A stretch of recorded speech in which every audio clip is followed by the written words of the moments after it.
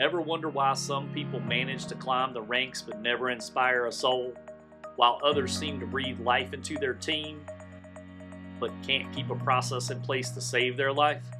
Let's talk about the difference between managing and leading, and why a real leader better know how to manage. Welcome to episode 5 of Thinking Thursday. Our topic today, manager versus leader, and why you must be both. We're going to break this down into 3 sections. First being managing controls resources, leading moves people. Second, managers seek predictability and leaders navigate ambiguity. Third, managers execute tasks, leaders empower transformation. Hey guys, welcome to episode 5, Thinking Thursday with your host Chris Sauls, and I can tell you we've got a good one for you today. This one leans really close into me as a leader, a manager after 3 decades in technology, the number of technologists that I've worked with over the years, and thinking about how I had to go from where I was in the military, where I was managing resources.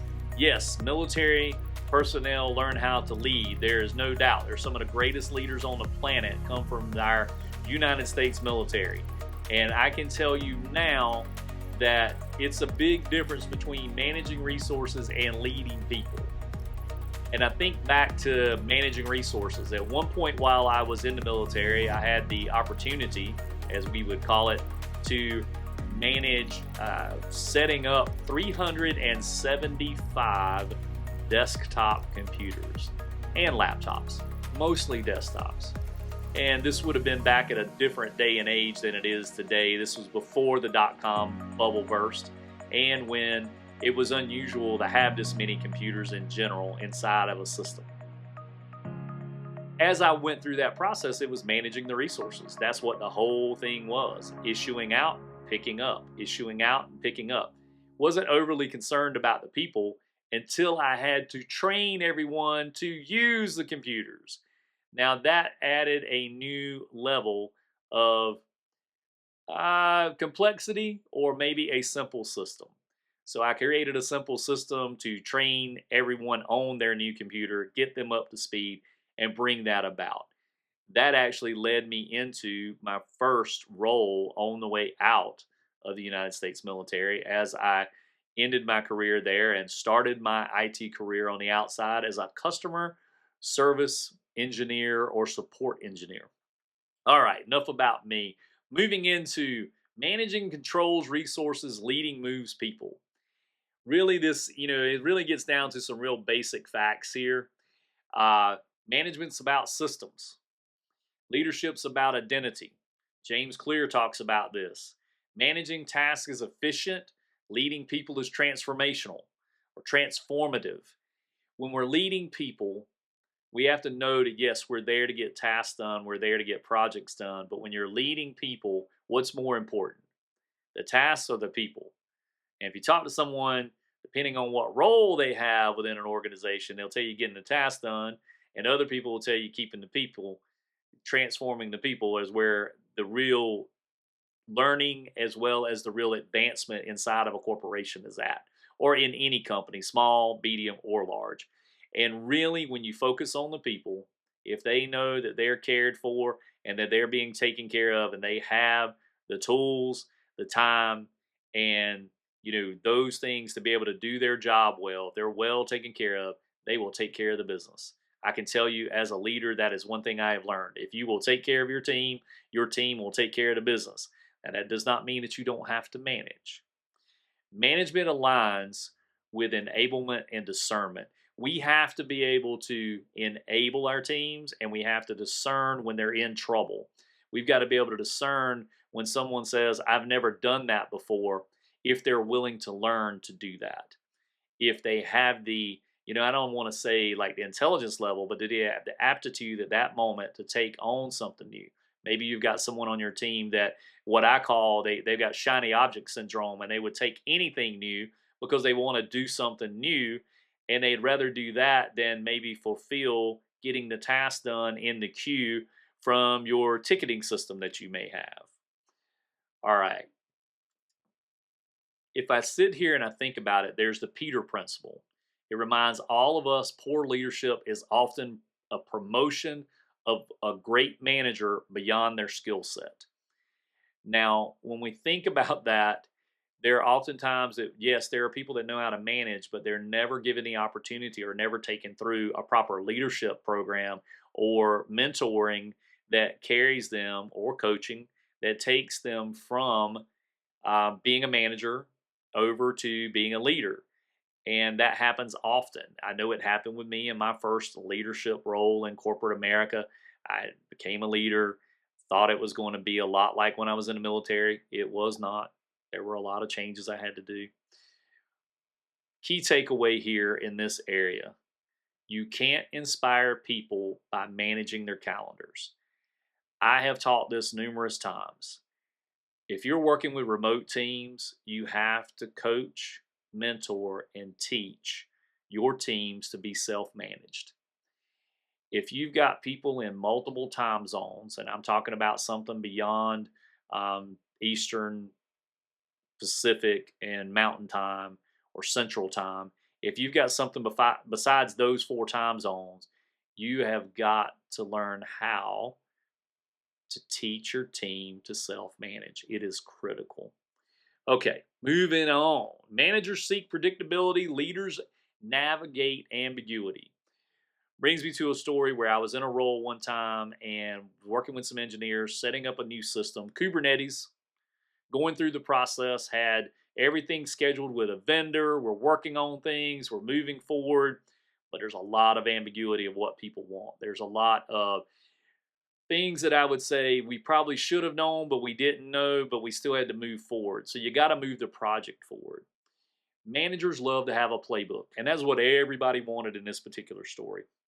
Everybody wanted a playbook, but there wasn't one because we were having to build it as we went. And that playbook was getting revised on a regular basis. We were doing refactoring. We changed the platform we were going to put the system on. We did a lot of things to get this done.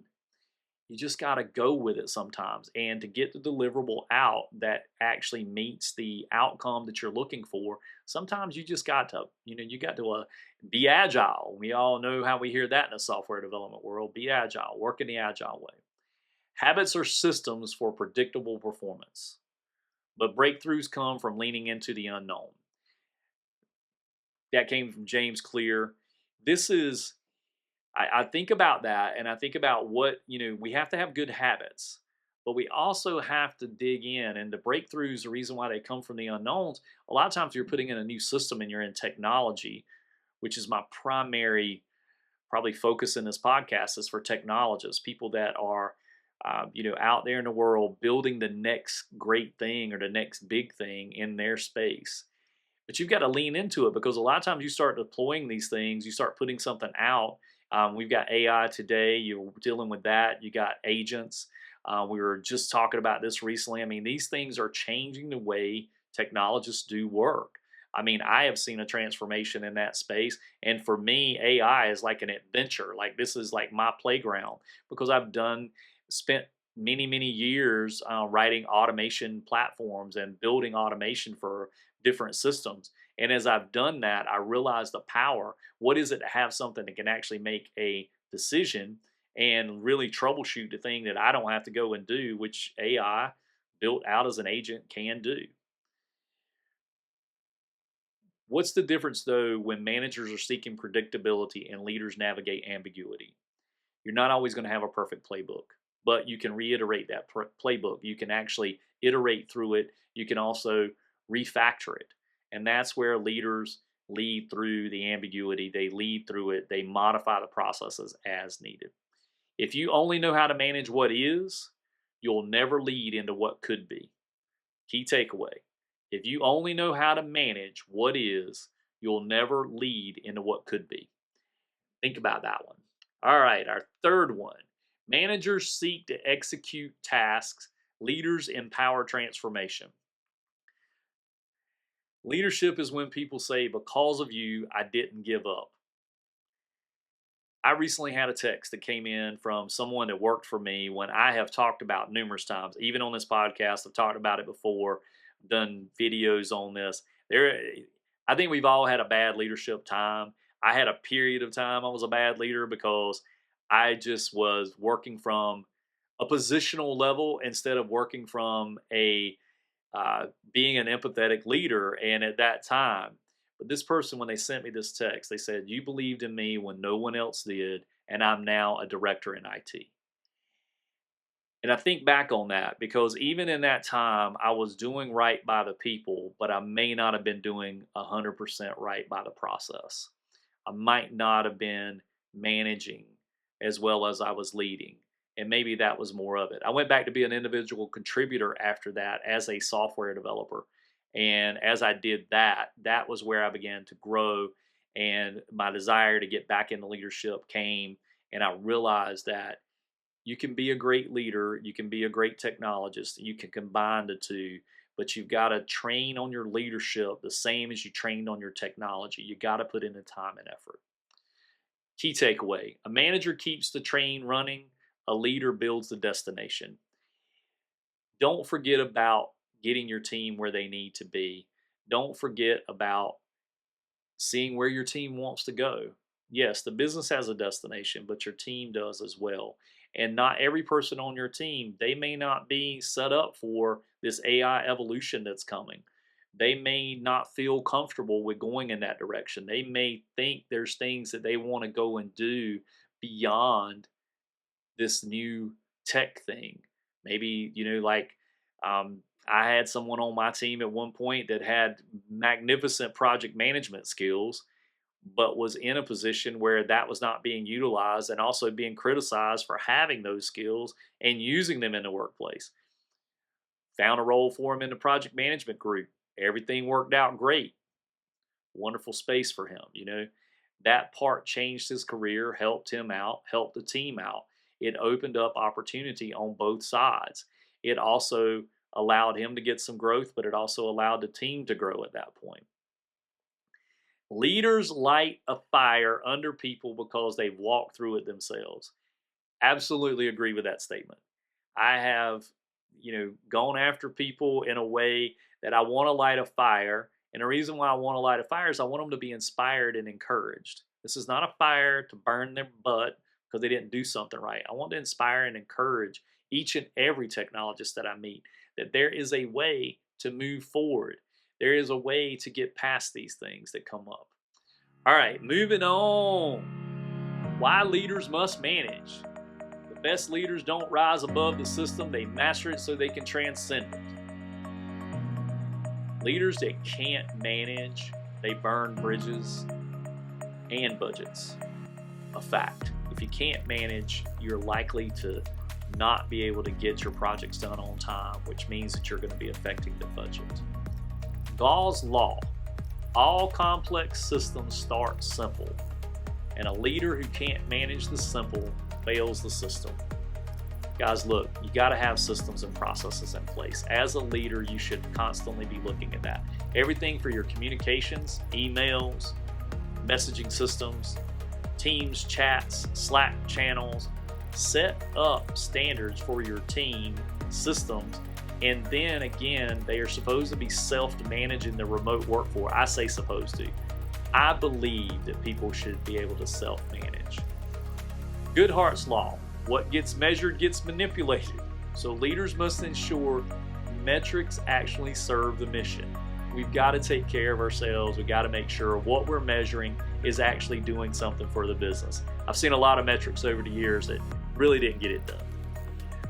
All right, wrapping this up. 2 questions for you.